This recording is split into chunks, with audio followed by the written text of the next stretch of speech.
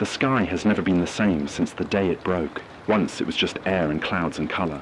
Now it feels alive, angry, restless, like some wounded animal that can't stop thrashing. During the day, it flickers between hues of copper and grey, the sun bleeding through in jagged slits of orange that make everything below look scorched.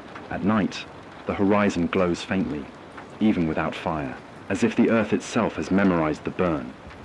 We used to talk about climate change like it was something far away, like it was a headline you could turn off when the news got too heavy. But now it's here, it's everywhere. The storms don't follow seasons anymore. They arrive when they want, brutal walls of black that sweep across what's left of the land. Floods swallow entire towns, then dry out in days, leaving skeletons of houses coated in salt and cracked mud. Elsewhere, drought has hollowed out rivers, carving scars where lifeblood once flowed. There is no balance anymore, only extremes. I walk where highways used to stretch, flat rivers of asphalt that once sang with the hum of engines. Now they are broken teeth of concrete, buckled by heat and gnawed away by water. Billboards lean like the dead, their messages faded, their colors long bled into dust. Landmarks don't mean much anymore. The city centers collapsed into skeletons of steel and glass, where windows reflect nothing but the red-tinted haze. Forests turned to tinder. Beaches became jagged cliffs of erosion. Even the ocean pulled back in places, leaving behind plains of sand dotted with rusting ships stranded like carcasses. The air carries memory. You can smell what the world used to be. Smoke from fires that never fully die, chemicals leaching from abandoned factories, the metallic tang of rain that is more poison than blessing. The few trees left creak under the weight of ash and heat, their leaves grey, brittle. When the wind shifts, it carries dust thick enough to coat your throat in grit, until swallowing feels like chewing stones. Civilization unraveled slowly at first, then all at once. Governments tried to hold on, but when the water stopped coming and crops withered in the fields, it didn't matter how many speeches they gave or how many soldiers they sent to guard the stores. People turned on one another before they turned to their leaders. Some cities fell into riots, others simply starved in silence. Broadcasts grew weaker until the voices on the radio slipped into static. Now if you catch a signal at all, it's either a survivor trying to reach the void, or scavengers luring the desperate into ambush. There are groups still, bands of people clinging to each other, not out of love, but necessity. Some form what they call communities, though they're more like fortified camps, wary of anyone outside their walls. Others roam the highways like wolves, scavenging, raiding, killing if they must. I've heard stories of factions hoarding water, rationing it out like gods deciding who lives and dies. But I've also seen the small kindnesses, the shared piece of bread. The fire kept burning through the night so a stranger can find warmth. Humanity hasn't vanished, not completely. It's just buried deep, harder to recognize. The government, if it exists anymore, it's not here. Maybe somewhere, in underground bunkers or on distant shores, someone still calls themselves president or prime minister. But their words don't reach us. No satellites beam down comfort. No planes draw white lines across the sky. If order survives, it's too far away to matter. Out here, the world belongs to those strong enough, or desperate enough, to hold it for a little while. Every step across this wasteland carries unease. The earth is unpredictable, shifting between stillness and fury. You never know if the horizon hides a sandstorm, a flood, or the jagged silhouettes of raiders waiting to strip you of what little you carry. Nights are worse. Nights bring silence so heavy it feels like the world itself has stopped breathing. Then, sometimes, the silence is broken. Distant gunfire, collapsing structures, or the low moan of wind twisting through hollow ruins. We used to have calendars, clocks, forecasts. Now, time is measured in survival. How long you can go before your water runs out. How far you can travel before the storm catches you. Days blur together, and all that remains are the fragments of memory. The grocery store turned into a shelter. The playground swallowed by weeds. The school painted with ash. Still, in this ruin, there are moments when something stirs inside me. A glimmer, faint but real. Sometimes it's the sound of laughter carried by the wind. Rare, fragile, but alive. Sometimes it's the stubborn sprout forcing its way through cracked asphalt, green against all odds. Even as the world crumbles, it refuses to let go of life entirely. But it's not enough. Not yet. The setting I walk through each day is more graveyard than world. A graveyard of what was lost. A graveyard of who we used to be. The past clings like smoke, choking but impossible to forget. And yet we keep walking, because what else is there to do? Survival is no longer about living the way we once did. It's about making it one more day in a place that doesn't want us anymore. The sky split in two, and with it, everything we thought permanent was torn apart. What remains is uncertain, unstable, dangerous. And though I tell myself to stay focused on the present, the water, the food, the shelter, I can't help but feel the weight of what's gone, pressing down from the broken heavens above. I keep the microphone warm between my hands like it's something alive. It hums faintly when the generator kicks in, an honest, mechanical heartbeat. And for a little while the world listens. That's what I do now. I talk into wires and glass, patchwork transmitters, and an antenna that leans against the wind like a tired sentinel. People sometimes call me a broadcaster. Others call me a liar. I answer both with facts and with the smallest truths I can manage. My name is not important. Names were traded like currency once. Now they are baggage. If you hear my voice over the static, know only that I have been here longer than most. That I learned how to fix a radio before I learned how to sleep through the sound of distant gunfire. The radio is my anchor and my confession booth. I tell stories because silence eats you alive. Survival is a religion with many prayers. My morning begins with scavenging the perimeter, old grocery stores, a collapsed pharmacy, a farmstead with a fence still standing. I move light and measured. You learn to listen first. The creak of loose metal, the whisper of someone dressed in the same desperation as you. I keep my tools close, a pry bar, a small handsaw, a water filter I've rebuilt from an old coffee maker and charcoal. For water, I carry plastic sheeting for dew traps, a folded solar still I once found in a survival guide, and empty jerry cans that smell like old rain. If I find a puddle, I'll let the grit settle, then draw off the top and boil it until the bubbles tell me it's clean. When I can, I siphon from the underbelly of ruined homes where pipes still drip. Flooded cellars hold more than rot. Food is scavenged tins, dried beans, the occasional cache of rice, but also the small things people overlook. A crate of apples turned hard, seeds carefully stored in a tin. The grit-scrubbed root of a plant I learned to identify years ago. Shelter is not the same as home. My shelter is a fortress of things collected and welded together. Corrugated metal sheets bolted to a skeleton of rebar, sandbags lined under windows, a tarp roof double sealed against acid rain. I pad the floor with old carpets salvaged from a theatre. They hold warmth and cover the cracked concrete.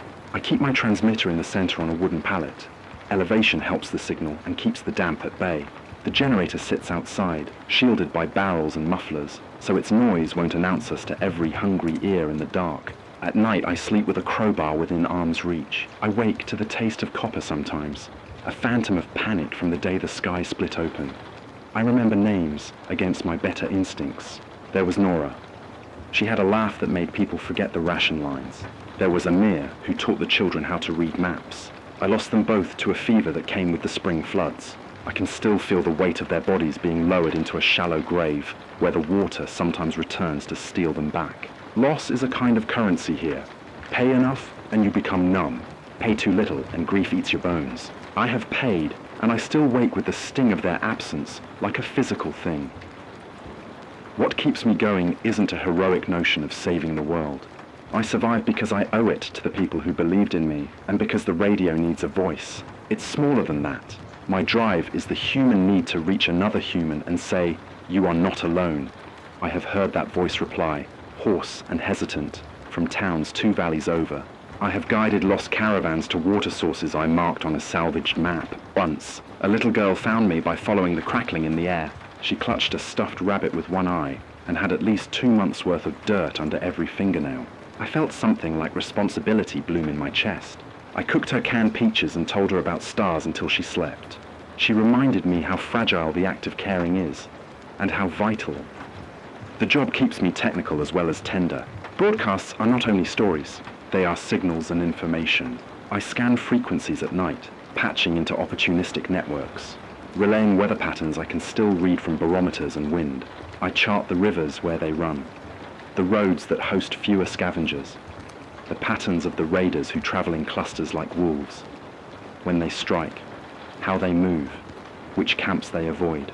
I exchange knowledge for medicine, for fuel. I barter a list of safe routes for a box of antibiotics. My logbooks are made of scavenged pages, inked with dates that mean less every year. I keep them for the people who will listen later, for proof that someone tried. There are scars you can see and scars you cannot.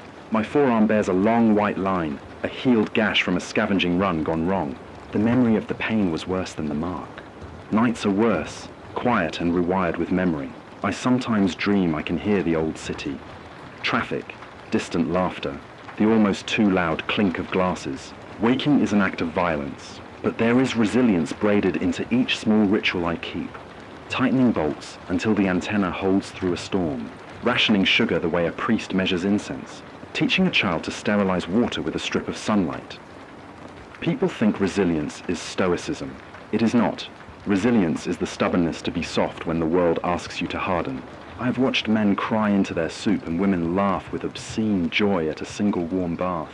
Those moments of humanity are the currency we trade when everything else has been stripped away.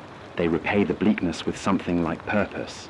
Trust is a luxury we ration, along with water. I've learned to test strangers with small requests. Ask them to fix a broken hinge, to bring news from a market day, to prove their story with a detail only the real person would know. Some pass, others fail spectacularly.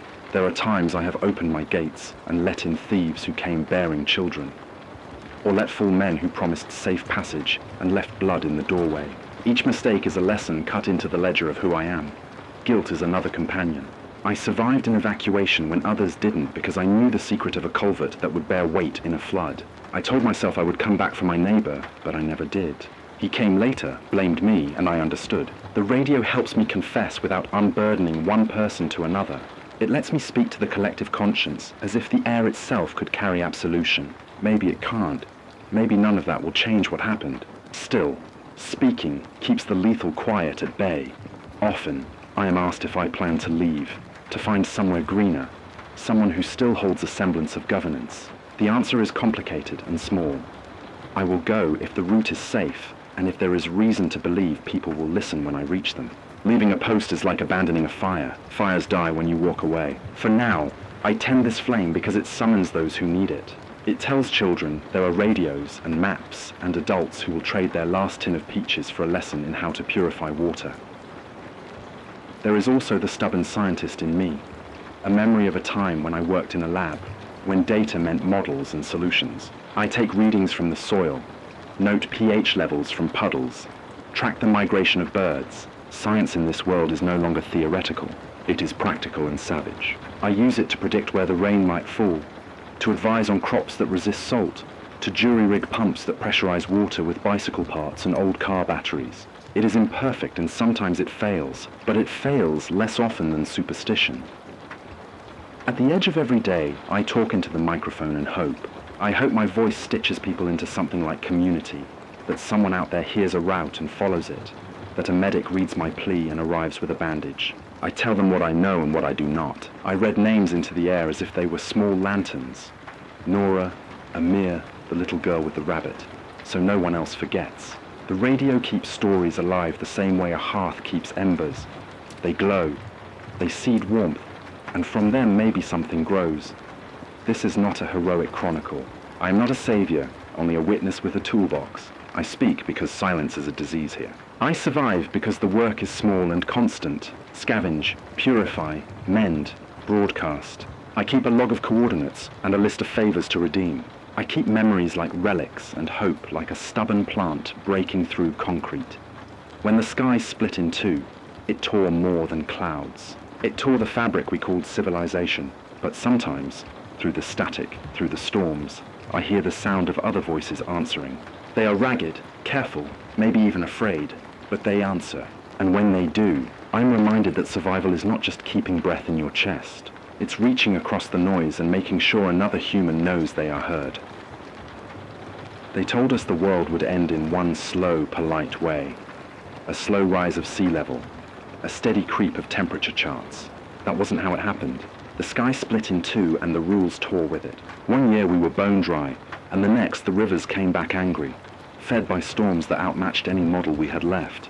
It's the oscillation that kills you.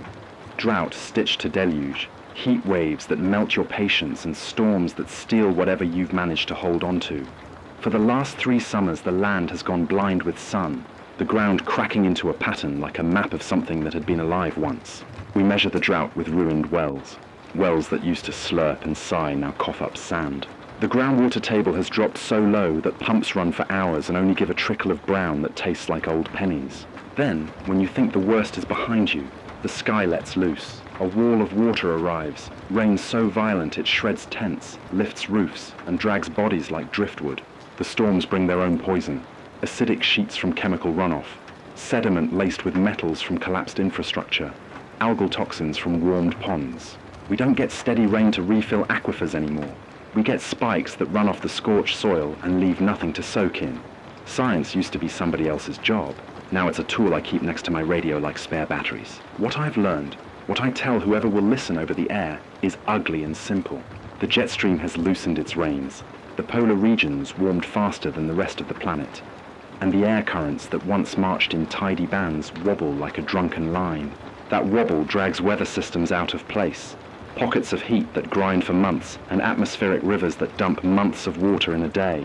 Heat puts more water into the air, so storms have more to give, and more to take back when the sun comes. Permafrost, when it thawed, fed the air with methane, making the heat worse. Warm oceans store more energy and feed the storms. Feedback loops we barely understood when they were only numbers on charts became the weather we woke up to.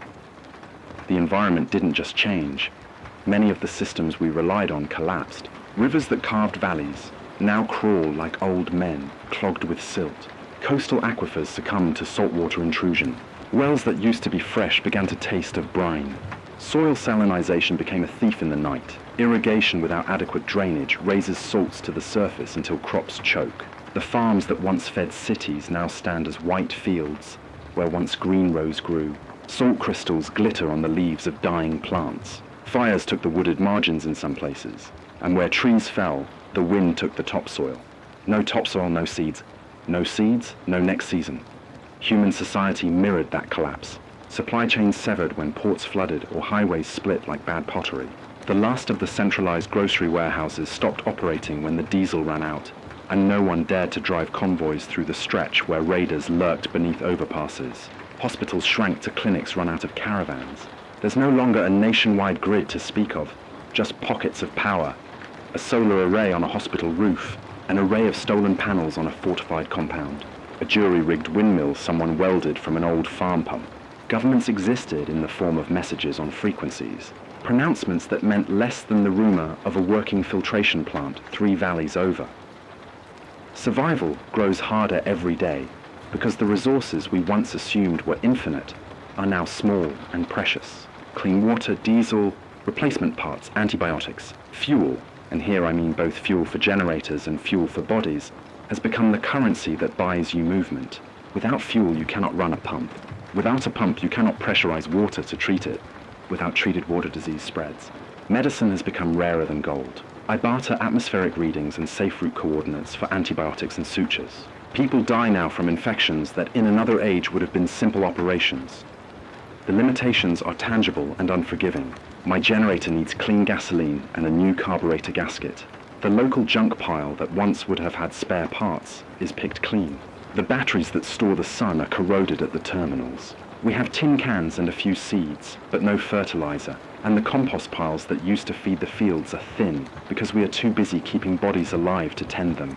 Wood is scarce where fires took the trees, and the last remaining timber is fought over. Even knowledge is rationed. The old manuals on soil management, on solar wiring, the textbooks that named pathogens, those were left to rot in libraries now underwater or behind barricades. Encounters with other survivors are now the main currency of risk. There are groups we trust, and there are those we divest trust from quickly. Alley networks form around shared needs. A group with a functioning water filter trades a ration of clean water for a week of radio messages to call for help if raiders approach. There's Maya, a medic, who can stitch a wound closed with a thread made from fishing line if she has to, and Jamal, who can jury-rig a pressure pump out of an old washing machine motor. They are allies because the barter and the risk are mutual. There are enemies too. Raider bands, organized cruel, have learned the cruel math of this world. Take the water and you control a corridor. A faction known in our valley as the Keepers hoards wells within concrete rings, armed and ruthless. They patrol the riverbeds and set traps. Another group, the Cartographers, travel the ruined highways in a library on wheels, trading maps for medicine. Not all raiders are violent for the pleasure of it. Many are driven to brutality by scarcity.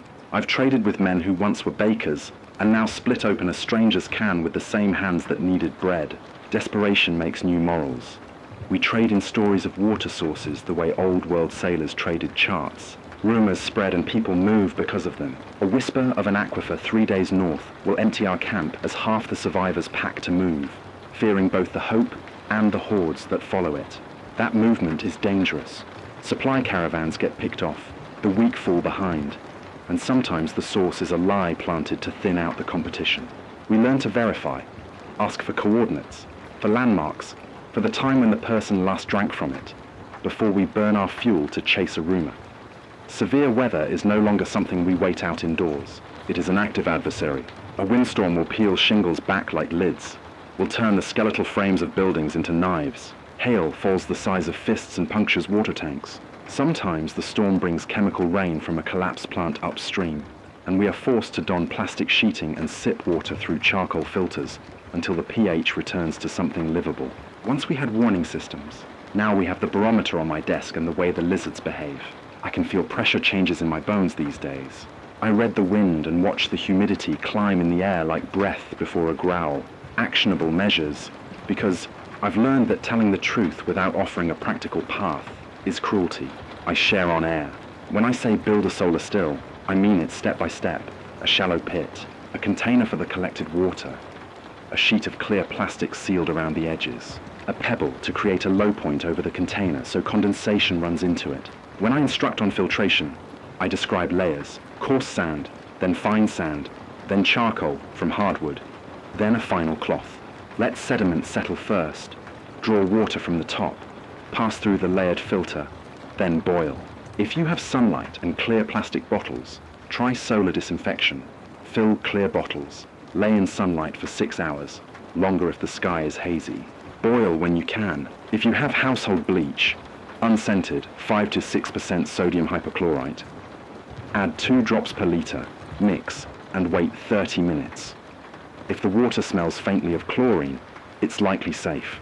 These are crude solutions and they are not fail-proof, but they keep people alive long enough for better help. Agriculture needs adaptation. Plant salt-tolerant varieties if you have any seeds left that will do better in brackish soils. Barley and certain legumes tolerate more salt than wheat. Use mulch to reduce evaporation. Make swales on small slopes to capture runoff. Plant in sunken beds to collect moisture. Save seed from plants that survive the season. That gene pool is our rescue. Compost everything you can.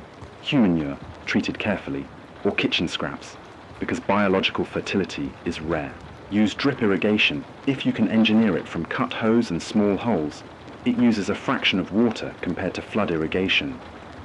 Energy is the other puzzle. Strip down old solar panels and rewire them with a charge controller and a battery bank, if you can find one. Keep connections clean. Corrosion kills current faster than anything. Use DC loads when you can. Running inverters wastes precious watt hours. Bicycle generators are clumsy but reliable. A person pedaling for an hour will give you lights for a night. Learn to conserve. LED bulbs, timed lamps, and strict charge cycles make the batteries last longer. But the plan breaks down at the human edge. Greed, fear, and grief are as lethal as drought. I had to decide once whether to warn a caravan about a trap I knew of along their route. If I told them, they might survive. But warning might also advertise the caravan's trail to the raiders who lurk near the bridge. I chose to send a coded message through a trusted runner. The caravan avoided the trap, but the runner never returned. That decision sits heavy like a stone in my chest. These are the sorts of choices that make the crisis more than infrastructure failure. They make every day a moral calculus. Then there are the new diseases. Warm water breeds bacteria and parasites unfamiliar to those who survived by textbooks. Wounds left untreated fester. A simple cut becomes a hospitalization in an age that has none. We try to sterilize with alcohol or boiled water, and to use honey when we have it for dressings. We keep antibiotics for infections that threaten life. If we squander them on a minor illness, we might pay for it later. The crisis got its teeth into the valley the day the keepers decided to enforce their toll. They surrounded 4 families and demanded 2 weeks' worth of water for each family to pass. They said it was the law of the New World. I can't describe the sound when one of the families refused and the gunfire began. We moved to the roof and used mirrors to flash a signal to the cartographers. who arrived with a tractor and a handful of men. A firefight spilled down into the dried riverbed like a dark tide. We lost 3 people that week. We gained a map of a buried pipeline 20 miles north that might, if patched, give us a well. That pipeline map came at the price of a man named Rafik. He gave it and his life. We patched the map together from fragments and promises, and then argued over whether to try, whether it was a trap. That argument is still raw. This is the crisis. Climate made mechanical, and then human decisions made moral. The environment created scarcity. People decided what scarcity meant. We barter in knowledge and medicine, and sometimes in blood. Every day is a test. Can we improvise a filter from the debris of the old world? Can we hold the gate against a band of desperate men who know how to shoot? Can we keep the generator running through another winter when the diesel runs out and there are no parts? I've learned to measure threat in 2 ways. The capacity of the sky to destroy and the capacity of people to take. Both are frightening, but the second is the one I can influence. I can teach, train, barter, and broadcast. I can set watch shifts, reinforce the water tanks with sand and metal, and ask for help on frequencies in the dead hours when raiders sleep. I can also make the hard call to move when the land no longer offers enough. The worst part is the uncertainty. A plan might be perfect, and still, the weather will make it useless. The day the forecast, my forecast, scribbled from barometer and wind, predicted a storm with acid components, we had to decide, stay and brave the toxic wash, or break camp and risk the roads and the raiders. We taped our water tanks. We laid plastic. We taught the children to seal windows with duct tape. We rationed the medicine. At dawn, the sky opened, and it was like being inside a chemical factory's lung. The rain burned the canvas of our tents and chewed at our lungs. We huddled under tarps and listened to metal scream as sheets tore. We survived, but the crops did not. The green patch that had been our pride, beans and greens grown in a swale, withered to paper. That is the nature of the crisis. Each victory comes taxed by loss. We win a skirmish and the soil pays. We find a patch of clean water, and the raiders hear the transmission and come. Hope becomes a resource you guard, ration, and sometimes barter away. So I keep broadcasting. I keep teaching solar stills on the air, drilling shallow wells when the ground permits, threading advice between stories of loss. I do what I can with the data I can gather. Pressure readings, river flow observations, salinity tests with litmus paper saved from a chem lab. I send coordinates with warnings. I patch together caravans. I mark safe routes in my logbook and trade them for medicine and parts. And always, always, the crisis tightens. More mouths arrive when a rumor spreads. Storms grow meaner when the ocean warms another notch. Survival becomes less a matter of endurance and more one of cleverness, cooperation, and the willingness to share what small knowledge we have left. The real enemy is not just the sky, it is the way the sky turns people into choices. When you must decide who gets the last liter of water, you find out what you are made of. When you must choose between staying to defend a borehole and leaving to find a new one, you learn the shape of your courage. We navigate by rumor and gauge and the shaking in our hands. We keep doing the math, even when the numbers are wrong, because doing nothing is a guarantee of death. The crisis has made the future a rumor, but rumor is how we move. We steer ourselves toward the next patch of light, toward the promise of repair, toward any human voice answering the radio telling us not to come alone. And when the choice is impossible, we choose anyway, because indecision is another kind of surrender. They called it the week the light went thin. You could feel it in your hands. The weight of things growing lighter, not in air but in meaning. Jugs empty faster, cans are lighter when you pry them open. Even the sound of the generator is thinner now, coughing as if the last breaths of gasoline are fighting to be dignified. That's how it begins to squeeze, not with a single crash, but with a dozen small things failing until the whole body trembles. We are running out in every direction. The water tanks that used to sit like small moons behind our compound have dropped 2 inches in a month. Beans and rice are kept under lock and measured with spoons that count both nutrition and trust. Fuel is the cruelest ledger of all. One jerry can buy a day's worth of generator time, a night of broadcasting, the possibility of sending a runner to trade for medicine. Without fuel, the radio falls silent, and with it the thread that ties us to others. So we hoard and we barter and we argue over decimals until people slam doors and walk away with what they can carry. Raiders have learned to read those decimals. They are precise in a way that is terrifying. They know the days when caravans leave and the hours when patrols shift. They know which compounds leave their generator unguarded at dawn because the watch is thin. The keepers, those who name themselves guardians of the wells, have extended their rules. Where once they would take tolls, now they take families. They call it enforcement.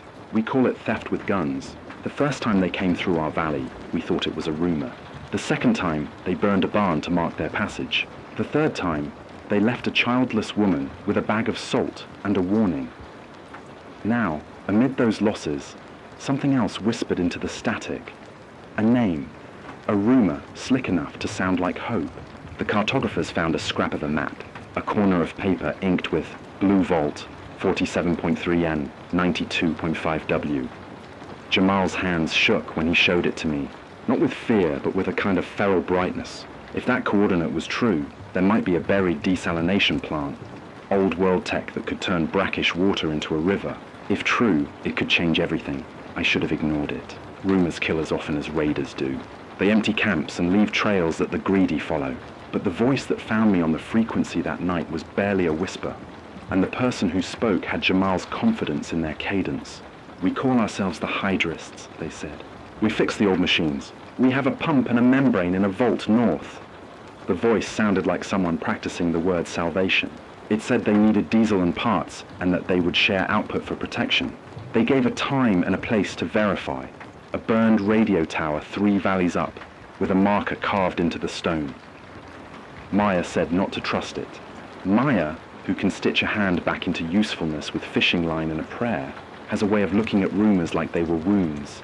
Examine, sterilize, then decide. She cautioned that the Hydrists might be a trick, bait for caravans. Rafiq, when he was alive, would have gone without asking questions. He believed in the map before the ink dried. He is the kind of dead whose absence hollows decisions. I sat on the pallet and turned the microphone between my palms, and the decision tasted like the first sip of cold water. Too sweet to be true. We sent scouts. 2 men, thin, fast, and careful. They carried spare radios and mirrors and the small comforts that double as tools. A pot to boil with, a length of tarp, a spool of copper wire. They left at first light. I sat with the antenna like a nervous animal, scanning frequencies, listening for chatter that might mean danger. 4 days passed and I threaded every hour between stories with a question. What happens if this is true? What happens if it's a lie? What happens if we move and the keepers wait with guns at the bridge? When the scouts returned, their faces were maps of a different kind, blurred with dust, eyes rimmed with the kind of knowledge that does not unmake itself easily.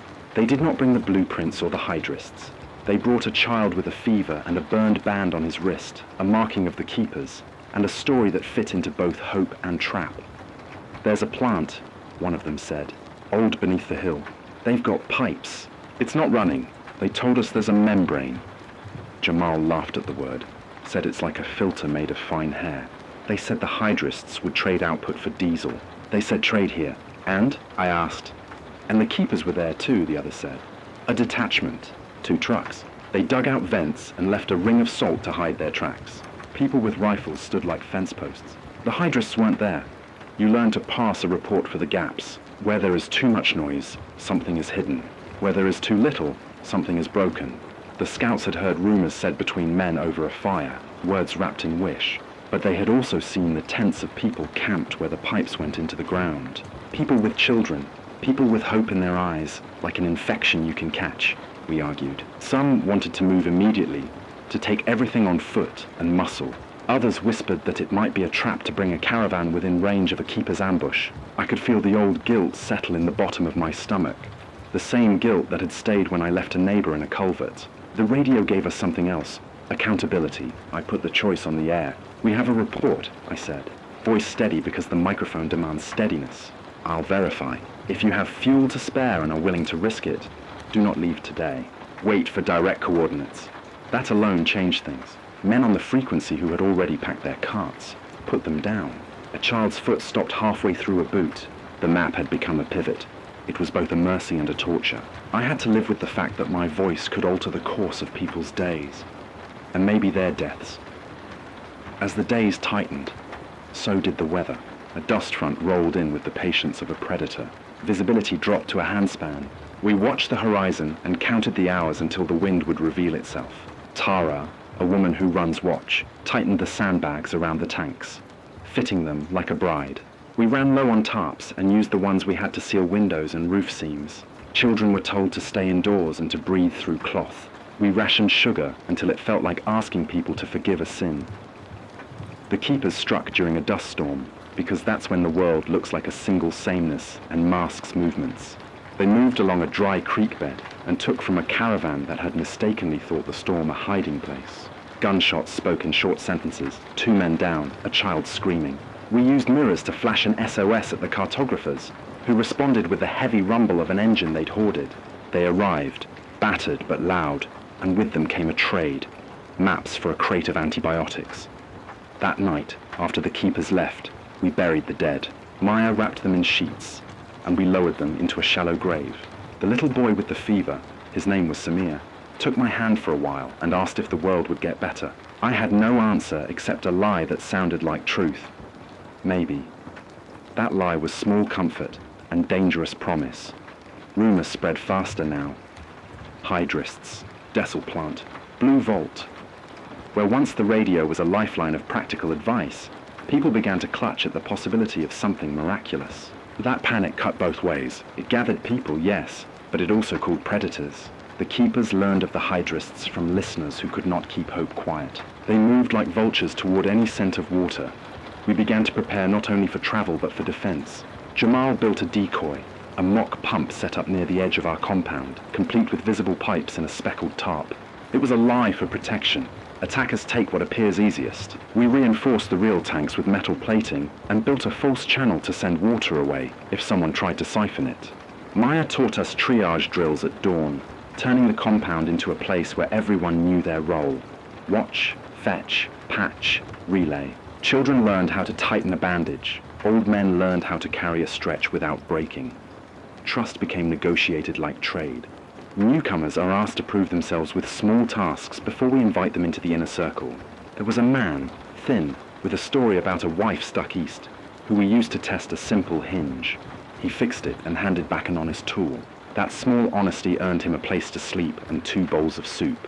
Another man, who said he was a baker, left with a sack of flour and did not return. We watched his back until it blurred in the dust. Inside me, the struggle wavered between hope and calculation. I wanted to believe the hydrists were real. I wanted to believe there existed a machine that could reverse the immediate math of scarcity.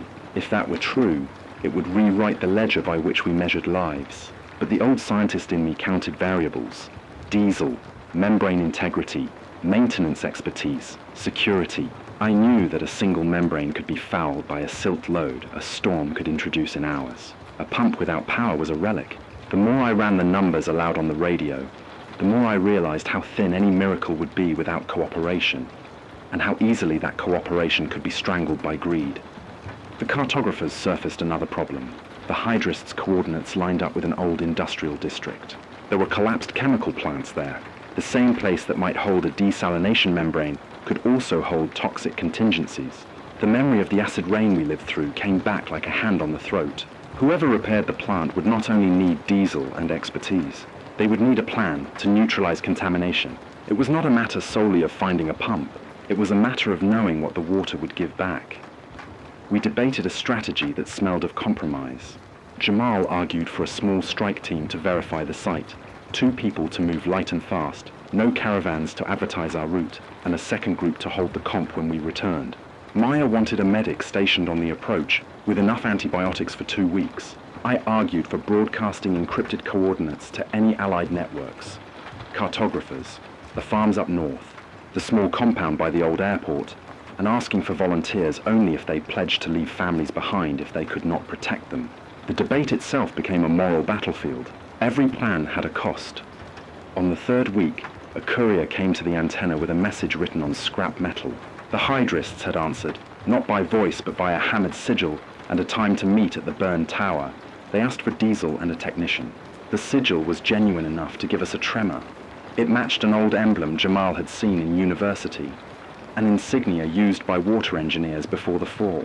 Either we had found professionals who had kept their skills, or someone clever had found the emblem and used it to bait us. We prepped, We packed only what could be carried. We chose a dusk departure so our trails would be hard to see. We appointed watchers, set mirrors to flash code if raiders approached, and took the child Samir with us, because leaving him behind was not an option my hands could accept. The night before we left, I sat by the antenna and spoke into the mic as I always do, but instead of telling how to make a still or how to patch a leak, I told the story of a map and a possibility. I told it openly because a truth shared is a slight protection against cruelty. I told people to wait, to verify, to keep watch, and then I switched the frequency and played a melody Nora used to hum. The music is cheap comfort. It binds people together in a way words sometimes cannot. As we moved out at dusk, the world felt like a held breath. Dust slicked our skin. The sky above the horizon was a bruise. We carried water bottles and a hope that balanced on the edge of cynicism. Each step was measured and careful, each mile an argument against panic. The rising action had become a climb where the footholds were rumors, alliances, and the courage to risk everything for a chance that the math might finally bend. I do not know what waits at the burned tower. Maybe the Hydrists are salvers of a forgotten miracle. Maybe they are the heralds of another disappointment. I know only that the stakes have sharpened into an acute edge. We have less and the world gives less. The only way we keep moving is by testing the rumor against the ground, the map against the wind, and our trust against the shapes of people's faces in dim light. If the plant is real and the Hydrists true, then perhaps the valley will breathe a little easier. If not, then we will walk back, and the burden of that truth will sit like an extra coat on our shoulders. Either way, the tension is no longer abstract. It has teeth. It is in the clink of the canteen, the tightened straps of the pack, the way Jamal hums when he is thinking. It is in the way we look at each other when someone goes quiet. The rising action is a test of whether we are clever enough to survive and compassionate enough to keep the people who depend on us whole. That test is not a single moment. It is the accumulation of choices. To share or hide, to leave or stay, to believe or to doubt. We move forward because indecision is a kind of death, and because sometimes hope, even when it is a rumor, keeps a caravan from dissolving in fear. Ahead, the burned tower waits. Behind, the keepers watch. Between them we walk, and with each step, the world tightens its grip. The burned tower looked like a finger poking at a bruise in the sky, charred bones of metal and concrete, a silhouette against a horizon that promised nothing but more trouble. Jamal walked ahead with the map clutched like a talisman. Maya kept Samir wrapped to her chest, his fever finally breaking into an uneven sleep. The cartographers kept to the flanks, eyes bright and cautious, their tractor a promise of loud arrival if we needed it. The Hydrists' rendezvous was here at the bruise, and everything we had leaned toward this moment like a weather vane toward wind. We found tents first, a ring of them down in a hollow where a buried plant service road had once been. There were tools, tarps, coils of wire, a rusted sign that said, "Pumping Station, authorized personnel only," in letters that had forgotten what authority meant. And there were people, thin, wound tight as bowstrings, faces that had been skinned by sun and worry. A woman with oil-stained hands met us, and when she smiled, it was as if a small piece of the world had remembered how to be human. "We are the Hydrists," she said. Her voice was worn, practical. Behind her, a contraption crouched in a dugout, a rusted vault lid pried open, a tangle of piping studded with crusty salt. "We can run it," she said. "We have membranes saved, 3 that might work.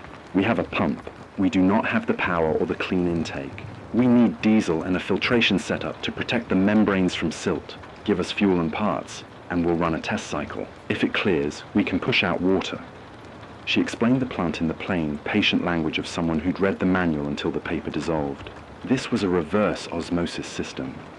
High-pressure pumps forcing brackish water through semi-permeable membranes, leaving concentrated brine behind. It needed pre-filtration, coarse filters to strip debris, fine charcoal and sand to catch particulates, and then the membrane itself, delicate and expensive. The membranes could foul in hours if we let a heavy storm dump silt into the intake.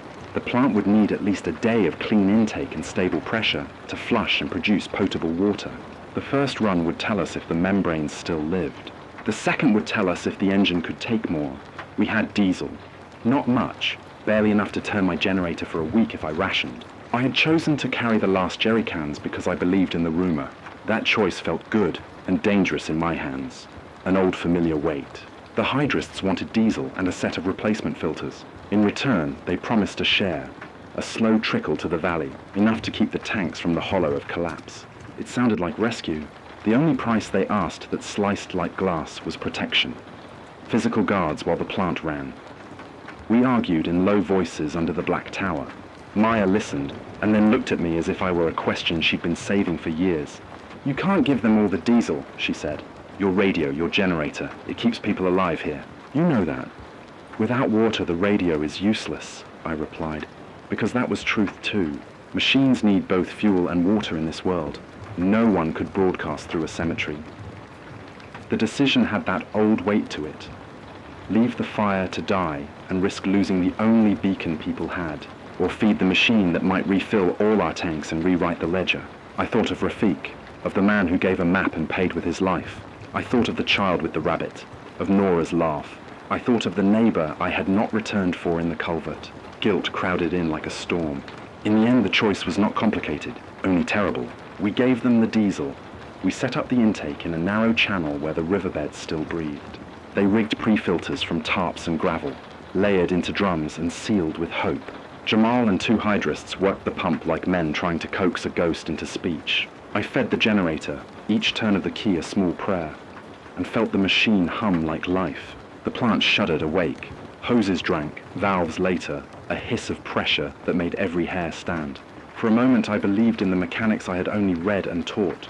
Pressure gauges swinging, membranes accepting, brine running dark and thick into a drain. And then the sky shifted. It was subtle at first. A high metallic smell that made my eyes water, like ozone and acid wrapped together. Maya's face tightened. The cartographers crawled to the ridge and looked back at the world with a kind of professional dread. "Storm," one of them said, the word a low animal sound. But this storm carried more than wind. It carried a taste on the air that burned if you breathed too deep.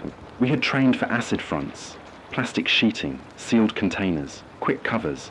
But plants with open intakes have no good options for the wash that follows. The hydrists worked faster. They isolated the intake with a second layer of coarse filtration. But the membranes were already taking the first toll. Brine concentration spiked in the monitoring gauges. The pump whined under pressure. We had a window, maybe 3 hours to force a flush, to get a cycle strong enough to push potable water through the lines. After that, if the storm hit full, the membranes would cake and fail. The diesel would have been spent, and we would be left with salt and broken promise. And then the gun started. The keepers split. Half moved toward the decoy. The rest bore down on us. That split bought us seconds. We lashed doors. We readied makeshift shields. The hydrists kept the pump up to pressure, eyes glazed with concentration and fear. I found myself in the gap between machine and men, hands greasy with valves, trying to keep the pressure stable while keeping an eye on the rifles. A shot cracked. Metal sang. Jamal cursed as a slug tore through a toolbox and showered him with shards. Blood mixed with grease on his sleeve. He kept working. Maya moved like a force of nature, sawed a plank into splints with the back of a knife, and wrapped a wound without asking the wounded to be polite. The storm hit then, full and vicious. Sheets of rain arrived sharp as knives, tasting of iron and acid. We pulled tarps and sealed what we could. The intake started to choke. Silt, chemical foam, a smell that made even the hydrists' stoic faces twitch. The membrane's readings wavered. Pressure spiked, then dipped as the pump tried to fight both the flood and the contamination. A man from the keepers broke through the fence and ran for the pump, rifle smoking. Jamal threw himself at the man. They collapsed in a tangle of limbs and metal. I heard the sickening snap of a rifle butt and saw Jamal's head snap back. For a slowness of a heartbeat, I believed he was finished. Then he pushed up with a huff that sounded like breath and pulled the man's weapon away. The keeper's leader called for withdrawal. Maybe they saw the storm and the risk of a flood in their own calculations. Maybe they feared being trapped. They pulled back, cursing into the wind, but we had lost time and spilled diesel into the red soil. The membranes made one last glorious effort. The gauges showed a reading that made us cheer. Then a spike of conductivity told us the water was still salty, not yet pure. The hydrists worked a last sequence: backwash, flush, bleed. The pump screamed its death song, and then, like boiling patience, water began to trickle from a hose into a waiting bucket. We tasted it. It was not perfect. It was mineral thin and faintly metallic, but it did not burn to the tongue. Maya drank, then Samir, then Jamal. We passed the bucket around like sacrament. A cheer rose despite the wind, ragged and hoarse. For a sliver of a moment, the world leaned toward us and not away. Then the membranes clogged. The intake fouled with silt and chemical flop. The pressure fell. The pump coughed and paused. Someone had to act fast. There was no time for slow thinking. The hydrists looked to me, because when they first met us, they had seen the radio and assumed I was the sort of leader who could make a deal with fate. "Keep it running," I said. "We'll run to the ridge. We'll flash mirrors. We'll lure them back if they come. We'll burn the decoy. We need power," she said. "We need a steady draw. The inrush current is killing the alternator." I knew what she meant. The generator's carburetor had been patched with a soldering iron and prayer. To keep pressure, we'd need to give up something else. Supply the pump with a makeshift battery bank to smooth the load. I looked at the radio that sat like a small god in its case. It had served us for so long. The antenna tower creaked behind me, still upright because I had lashed it with my own hands. I thought of the neighbor in the culvert. I thought of the child with the rabbit who slept lighter now. I thought of Rafiq, of his map and the life he gave for it. The math of survival is ugly. Sacrifice one lifeline to save many, or keep a beacon that might die slowly while others thirst. I made the choice quickly, the way people do when there is no luxury of hesitation. We stripped the radio of its batteries and the inverter. Jamal, coughing, helped me splice wires. We connected the generator to the pump directly, at the cost of losing the battery stabilization the radio had given. I took the battery pack from the radio and used it to smooth the current as best I could. The radio went dark, no hum, no static to stitch the world. I felt a physical absence like a missing limb. For a moment the world felt unimaginably quiet. Then the pump roared back to life with a keening that made the wind seem polite. Water, steadier and clearer, belched from the line. The hydrists whooped. Samir laughed. A thin, bright thing that punched the damp air. We had water. We also had a cost. The radio did not turn on again. Not without parts we did not have. Not without the batteries that were now being used to keep a plant alive. I stood by the dark box and realized I had traded voice for flow. The world felt both lighter and emptier. Maya came to my side and put a hand on my shoulder, which was a small human thing like a stitch. Later, when we had the first barrels filled and the hydrists had promised a schedule of output, I sat under the burned tower and let the rain wash the salt from my face. My hands smelled of diesel and rust and the faint sweetness of victory. People drank until their eyes unfocused, and then they went to work distributing water with a discipline that felt like church. The moral ledger remained unpaid. The keepers would return. The membranes would need maintenance. The storm would keep testing our resolve. But for now, there was potable water in the valley. The sound of children splashing in a makeshift trough at dusk was a chord I had forgotten music could play. That night, without a radio to stitch us to others, I climbed the burned tower and sat amid twisted metal. I replayed choices in my head as if I could unchoose them. The neighbor I left. The diesel given. The battery stripped. I thought about the cost and whether the exchange had been worth it. The wind pressed against the tower and made the whole world feel like it might break. Then, from the hollow where we had set up the plant, I heard laughter. Real, ragged, wet laughter. It was not a sound of innocence. It was the sound of people given a small miracle. In that laugh, I heard a kind of absolution. I understood something simple and stubborn. Survival is a ledger you balance with decisions that bruise. You pay with pieces of yourself because someone has to pay. The radio would be repaired someday, or we would build something louder and better. For now, the valley had water. For now, my voice would be a dark box waiting for parts. For now, Jamal's hand, hooked around the pump's lever, was proof that what we did mattered. The turning point was not a clean victory. It was a ragged exchange. We had wrested water from a rusted vault and from the teeth of a storm. We had given up a beacon to keep a well lit. We were left with less comfort, but with a chance to keep breathing. When I descended the tower, the air tasted faintly of iron and life. Samir waved with a small hand, his eyes bright. I waved back. There would be more choices, more barters with fate. There would be nights when the world demanded prices we could not pay. But tonight, under a sky that still felt like it might split further, we had water. That was enough to make the cough of the generator sound like music. That, for now, was salvation. The first morning after the plant ran felt less like victory and more like the hollow between two heartbeats. We had water, enough at first to fill a dozen barrels and to wet the mouths of the thirsty. But the air still tasted of diesel and rain and the sharp tang of things that had been burned or left to rot. People moved through our compound with a new, careful lightness, as if they were afraid a single wrong step might shatter what we'd managed to build. For a day, the trench lines that carried desalinated water hummed with purpose. For a week, they smelled like work and salvation. We organized quickly. The hydrist taught us to meter output. 2 liters per person per day for drinking and minimal cooking. Additional allotments for children and the ill. Distribution points were marked with old orange cones scavenged from a highway, and a roster was kept by hand. Name, family size, time received. There were arguments over fairness, as always, but there were also acts of tenderness that made the ledger lighter. A woman who traded strips of dried meat for the morning's extra liter, so a neighbor's fevered boy could drink. A group of teens who volunteered to run water to the elderly without asking for reward. For the first time in months, the valley's wounds scabbed over slightly. The hydrists worked on schedule, their faces dimples of grave joy when output stayed steady.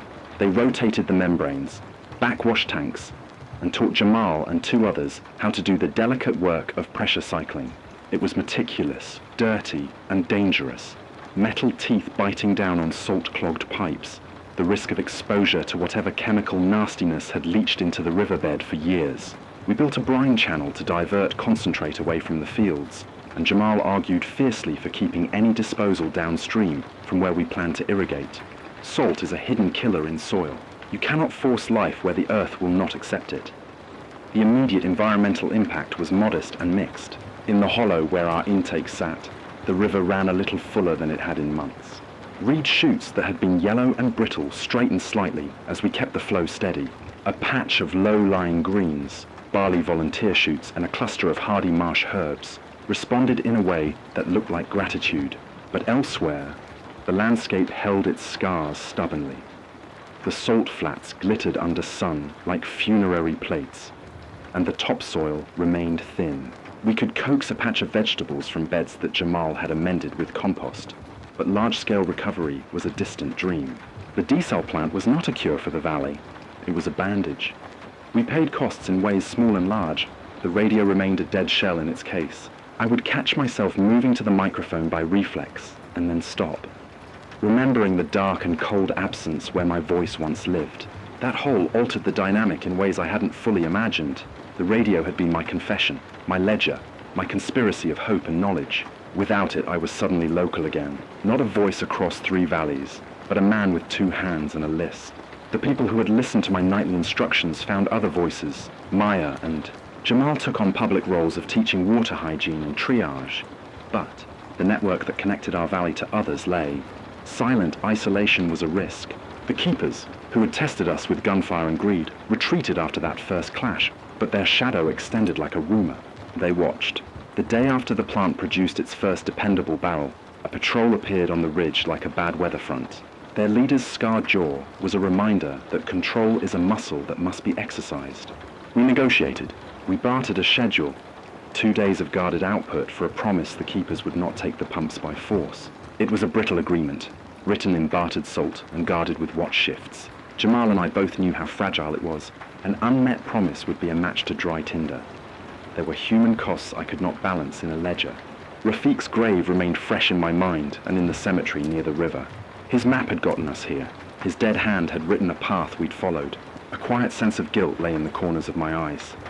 Decisions I had made that had left people exposed. I had traded voice for water, and though that trade saved many lives that week, it also severed my ability to call for help when the keepers' patrols changed their terms. Soon we would have to figure out how to rebuild a radio or enough solar storage to run one, and that meant sending people out to salvage parts, an action that risked lives and required fuel. The valley was shifting too in human ways. People who had long been inward turned outward. They formed committees that decided who would go to trade, who would guard, and who would tend the sick. The cartographers, who had long kept their maps like relics, began to open up their route notes to a select few. The barter network grew more complex, and for the first time in months, more hopeful. There were small alliances forged out of necessity and a faint new currency, trust built on water sharing. But new hierarchies sprang up as reliably as weeds. Those who controlled distribution had soft power, and soft power becomes hard when people are thirsty. I changed in ways that surprised me. Before the plant, I measured my worth in signal strength and stories told into the dark. After, I measured my worth in barrels allocated and the number of nights the watch ran without a break. Leadership is not a title. It is the accumulation of small, relentless choices. I learned to sit with the people who came in the night asking for favors and to refuse without cruelty. I learned to look at my hands the way nest-building birds inspect twigs. What can be used? What must be discarded? How to weave things into something that holds. There were nights when regret rose like cold fog. I thought of the neighbor in the culvert again, and of the radio's battery now hidden in the pump's wiring. There are moments when saving a village means silencing a voice, and I live with that quiet. Sometimes, when the wind thrummed, I could almost hear a distant station trying to find me. I'd climb the tower and listen to empty air, hoping for static like an old lover's footsteps. The silence is a teacher too, teaching restraint, patience, and the ugly calculus of survival. We did not have the luxury of sitting on our small success. The membranes would need replacement eventually. Filters would clog. Brackish aquifers would fluctuate. The hydrists knew this. An output schedule was a pact we had to keep, and keeping it required us to maintain fuel lines and to begin building a more permanent power solution. We started scavenging for solar panels, broken arrays with cracked glass that still made a few volts when the sun hit them just so. We salvaged batteries from wrecked ambulances and caravans and began the slow work of wiring a small bank. It was clumsy, but it was something that would, once achieved, give the radio back to me. There were internal reckonings too. I had become less a broadcaster and more a manager, and the transition demanded skills I had never valued before. Scheduling, negotiation, logistics. It also demanded I carry my guilt differently. Instead of confessional monologues into a microphone, my confessions were small and practical. We need 2 more barrels, or take the South Patrol this week. The scale shrank, but the consequences remained heavy. Hope persisted. Not as a banner, but as an inclination. Children started to play near the trough again, splashing in water that had been hard won. A woman planted mustard greens in a shaded bed by the brine channel and swore she would keep them alive. Those small acts reconstituted a fragile normal, a rhythm of work, tending, and small rituals. We marked births and buried the dead with a grief that didn't vanish, but which grew manageable, like weather you can predict. At twilight, I walked to the edge of the hollow, where the intake sat. The brine channel pumped its dark water away, and the membranes hummed softly, a machine's purring like a small animal sleeping. The valley exhaled. I thought of Nora's laugh and felt it rise like a small flame in my chest. I thought of Rafiq and the choices that had rained down after his death. I felt older in a way I could not have foreseen, not merely weathered, but welded to this place by decisions made in the dirt. The future remained precarious. The keepers would test us again. Storms would come with new chemistry. The membranes would age, but for the first time in a long while, I woke with a plan rather than just a list of needs. We had a schedule to meet, a maintenance roster, a training list for when new hands arrived. We had bartered for spare parts from a caravan that had once been a baker's guild, and in return we had promised to teach their apprentices to mend solar panels. Hope became work. It was not miraculous, but it was sustainable in a cautious way. At night I sometimes dreamt of the radio humming again. In those dreams, I used the voice not to draw people like moths into dangerous light, but to coordinate, to ask other valleys to send parts, to warn of raider movements, to trade blueprints of makeshift battery packs. When I woke, the dream felt less like longing and more like a blueprint. We had a system now: water, guard, repair, teach. The radio was part of the repair list. If nature is to heal, it will be slow and incomplete. We can coax soil back to a place that will hold seed, but it will take years and careful composting and protection from salt. The desal plant buys us breathing room. It does not fix centuries of extraction and neglect. Still, that breathing room allows people to plan, and planning is the seed of recovery. People who have a day with clean water can think beyond immediate thirst. They can fix a roof, make a small garden bed, teach a child to read a map again. My final reflection is a small, stubborn one. The world we have is not the one we lost, and neither are we the people we were. The ledger of survival contains credits and debts, kindness and guilt, metal and memory. We paid part of the debt with the radio's silence and gained a flow of life in return. Whether that trade will hold long term, I do not know. I only know that in the hollow where the pumps churn and children laugh with wet hair, life has pushed through for now. I climb the burned tower sometimes to watch the valley at night. The lights, few and dim, blink like cautious stars. The hydrant pumps sing in low throbs. I miss being a voice in the dark. But I have other work to do. To keep the pumps running, to teach the membrane cycling ritual to new hands, to plan for batteries, and to guard our fragile peace. If I can find a way to rebuild the radio, I will do so not as an indulgence but as a necessity, because voices still connect us. And because without a voice the valley would be a small island, cut off and easier to take. For now, I walk the trench lines at dusk, palms cupped to the last warm drops coming from the faucet. I drink and pass the cup. The water tastes of metal and salt muted by miracle. When children laugh, when the hydrists smile, when Maya hums while cleaning a wound. These are small promises that we will try again tomorrow. The world is still broken. It will give us no easy forgiveness. But for the first time in a long while, I feel like I am paying attention to how we might put it together, piece by fragile piece. The nights are quieter now, though never truly silent. The pumps still hum, low and steady, a reminder of the bargain we made, silence on the airwaves for water in the ground. Sometimes I think that hum has replaced the static I once cherished. It's not a voice, but it's alive in its own way, a heartbeat stitched into the valley. When the wind drags across the brine channel, it whistles faintly, and I imagine it's the world trying to sing again, even if the song is broken. We are not healed. I doubt we ever will be.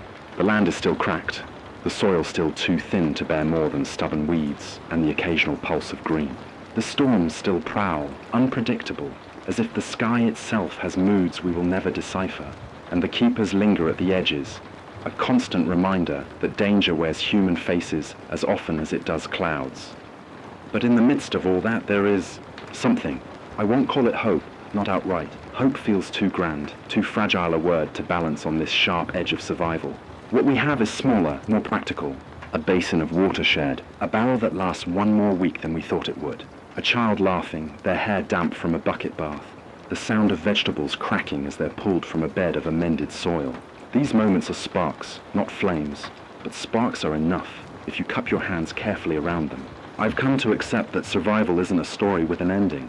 There won't be a single moment when we win, when the world suddenly folds back into the shape it once held. Instead, it's a ledger that resets every dawn. Each sunrise asks the same question. What will you do today to keep yourself and others alive? Some days the answer is easy.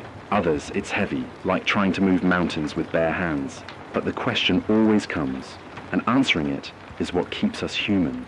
Sometimes I dream about Nora, not in the way I used to, with grief as sharp as broken glass, but in softer fragments. I dream of her laugh echoing through a kitchen, of her humming under her breath as she worked. And when I wake, the memory doesn't gut me anymore. It settles beside me like a companion. Loss doesn't vanish in this world. It never could, but it changes. It becomes a teacher. It shows us what mattered and what still might. I don't know if anyone will hear these words, or if they will remain folded into the quiet hum of this valley. But if they do, I want them to carry something more than just a story of thirst and storms. I want them to carry the truth that survival is not just about endurance, it's about intention, about choosing, even when you are starved and exhausted, to keep a spark alive for someone else. We built a desalination plant. It will not last forever.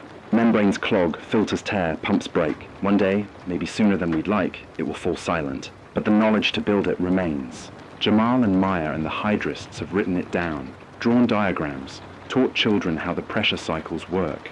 That to me is as precious as water itself, because when things break, and they always will, knowing how to try again is what separates life from extinction.